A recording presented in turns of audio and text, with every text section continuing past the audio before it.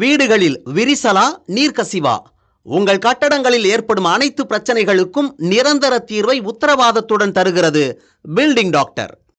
போக்குவரத்து தொழிலாளர்களின் வேலை நிறுத்தம் 2வது நாளாக நீடிக்கும் நிலையில் புதுச்சேரியில் போக்குவரத்து சேவை எந்த நிலையில் இருக்கிறது என்பது குறித்த விவரங்களை வழங்குவதற்காக செய்தியாளர் ரகுமான் இணைந்திருக்கிறார். ரகுமான், அங்க எத்தனை விழுக்காடு பேருந்துகள் இயக்கப்படுது? களத்தில் இருக்கீங்க, என்ன நிலவரம்?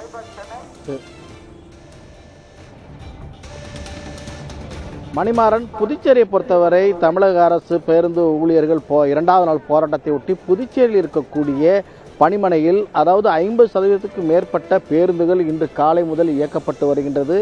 அது மட்டுமல்லாமல் புதுச்சேரியை பொறுத்தவரை புதுச்சேரி அரசு பேருந்துகள் மற்றும் தனியார் பேருந்துகள் அதிக அளவு இயக்கப்படுவதால் நிலைமை ஓரளவு சமாளிக்கப்படுகின்றது.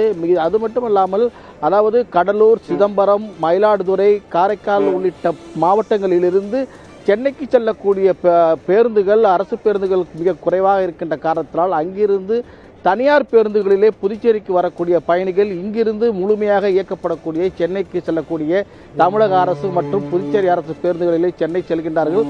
ஆகவே சென்னை செல்லக்கூடிய பயணிகளுக்கு எந்தவித அசௌகரியமும் இல்லாமல் அதாவது பயணிகள் சிரமமின்றி செல்கின்றார்கள். அதே போன்று புதுச்சேரியிலிருந்து விழுப்புரம் மார்க்கம் மற்றும் கடலூர், திண்டிவனம் ஆகிய பகுதிகளுக்கு தனியார் பேருந்துகள் அதிக அளவு இயக்கப்படுகின்றது. இதன் காரணமாக மற்ற ஊர்களுக்கு அதாவது திருவண்ணாமலை செல்லக்கூடிய மாவட்டங்கள் மற்றும் ஈரோடு, சேலம் செல்பவர்களுக்கு விழுப்புரம் சென்று அங்கிருந்து புறப்பட்டு செல்கின்றார்கள். அதேபோன்று திண்டிவனம் சென்று அங்கிருந்து திருவண்ணாமலை உள்ளிட்ட மாவட்டங்களுக்கு செல்கின்றார்கள்.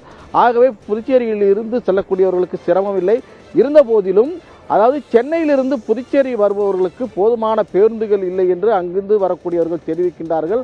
ஏனென்றால் இன்று நள்ளிரவுக்கு பிறகு பொங்கல் பண்டிகைக்காக ஊருக்கு செல்பவர்கள் சென்னையிலிருந்து பெரும்பாலும் முன்பதிவு செய்யாதவர்கள் புதுச்சேரிக்கு வந்துதான் இங்கிருந்து தென் மாவட்டங்கள் செல்வார்கள். குறிப்பாக கடலூர் மாவட்டம் மற்றும் மயிலாடுதுறை, நாகை உள்ளிட்ட திருவாரூர் உள்ளிட்ட மாவட்டங்களுக்கு இங்கிருந்து தான் செல்ல வேண்டும். ஆனால் இங்கிருந்து அந்த அளவுக்கு அதிக அளவான பேருந்துகள், தனியார் பேருந்துகளோ அல்லது புதுச்சேரி அரசு பேருந்துகளோ இல்லை. ஆகவே இந்த போக்குவரத்து வேலைநிறுத்தம் இன்று முடிவுக்கு வந்தால் அதாவது பிரச்சனை சமாளிக்கப்படும். இல்லை என்றால் நாளை இது புதுச்சேரியிலே மேலும் சிக்கலை ஏற்படுத்தும். இன்றைய நிலைமைக்கு தற்போது நிலைமை சகஜ நிலைமைக்கு இருக்கின்றது. தொடர்ந்து பல்வேறு பணிமனைகளிலே போலீசார் பாதுகாப்பில் ஈடுபட்டு வருகின்றார்கள்.